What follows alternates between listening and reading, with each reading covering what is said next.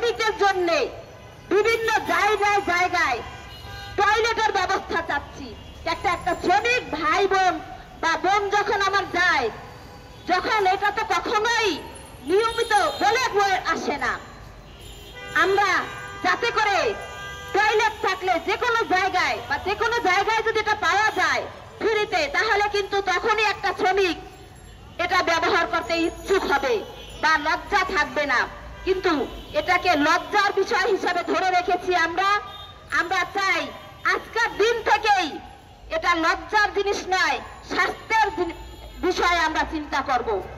আমরা আশা করি প্রত্যেকটা কারখানায় যারা শ্রমিক আছে, গার্মেন্টস কারখানায়, সেই শ্রমিকদের জন্য একটা প্রাথমিক বক্স আছে, সেই বক্সে এটা নির্ধারিত করা হোক, রাখা হোক, যাতে আমার শ্রমিকের যখনই প্রয়োজন হবে তখনই সে ব্যবহার করতে পারে। এবং প্রাথমিক যারা আছে, তাদের স্বাস্থ্য কেন্দ্র আছে, তাদের ওখানেও যাতে এটা রাখা হয়, যাতে আমার শ্রমিক ভাই বোন যখন প্রয়োজন তখনই ব্যবহার করতে পারে।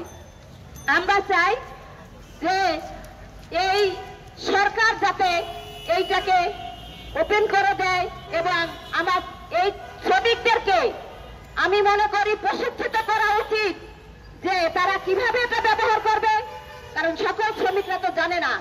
তাদের প্রশিক্ষিত করে এটা ব্যবহার করার উপযোগী করতে হবে। তাই এই আহ্বান আমি সরকারের কাছে রেখে আজকের এই অনুষ্ঠানের পরিচালনা করার জন্য